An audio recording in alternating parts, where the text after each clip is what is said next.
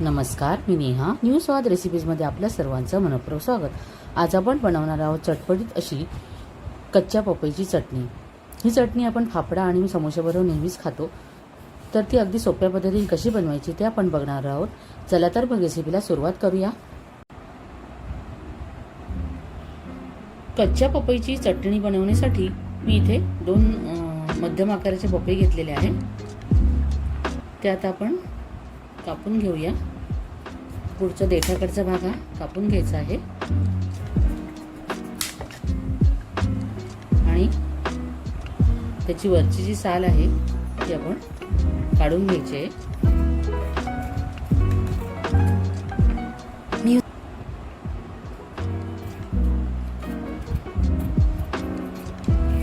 आता मी अशा प्रकारे सगळी साल काढून घेते. आता छान साल काढून घेतलेली आहे. आता याचा आपण बारीक मधोमध 2 तुकडे करायचे आहेत. आता याचे बारीक तुकडे करून घेतलेले आहेत. याच्यामध्ये ज्या बिया आहेत त्याही आपल्याला काढून घ्यायच्या आहेत.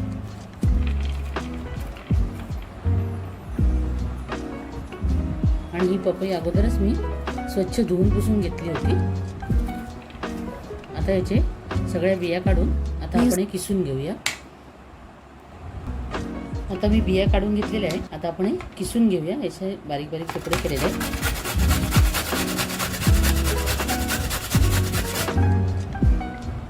अशा प्रकारे आपण किसून घेऊया.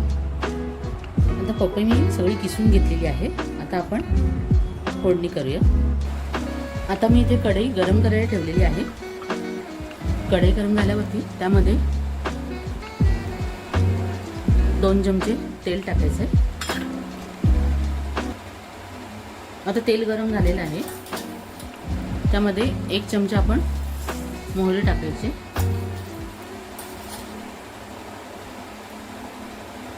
मोहरी छान तडतडली की त्यामध्ये मी इथे 3 मिरच्या घेतलेल्या आहेत पोपटी रंगाच्या. त्या कमी तिखट असतात.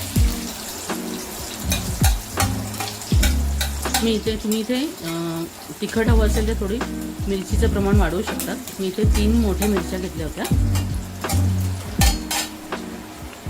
आता मिरची छान झालेली आहे. त्यामध्ये आपण पाव चमचा हळद,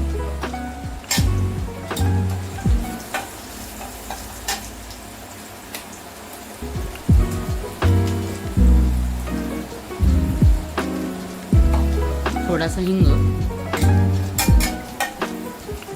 आणि आता हा जो पपईचा किस आहे तो आपण याच्यात टाकून घ्यायचा आहे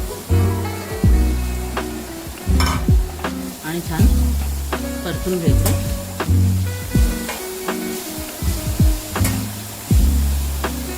आता हे छान परतून घ्यायचं आहे.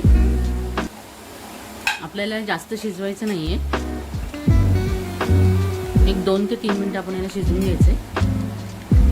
आता यामध्ये चवीनुसार 1 चमचा साखर टाकलेली आहे.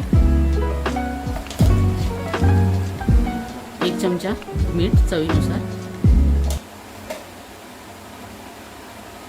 आणि अर्ध्या लिंबाचा रस याच्यात टाकून घ्यायचा आहे. म्हणजे असं चटपटीत अशी चटणी बनते. तर 1-2 मिनिटं फक्त आपण याला परतून घ्यायचं आहे. जास्त शिजवायचं नाहीये. आता आपली जी चटणी तयार झालेली आहे ती मी एका बाउलमध्ये काढून घेते. तयार झाली आपली कच्च्या पपईची चटणी. तर तुम्ही नक्की ट्राय करून बघा आणि तुमच्या कमेंट्स मला कळवा. माझी रेसिपी आवडल्यास नक्की लाईक करा, शेअर करा आणि माझ्या चॅनलला सबस्क्राईब करा. अशाच नवनवीन रेसिपीच्या नोटिफिकेशनसाठी बेल आयकॉनला प्रेस करा. आज तुम्ही वेळात वेळ काढून माझी रेसिपी बघितली त्याबद्दल तुमचे खूप खूप धन्यवाद.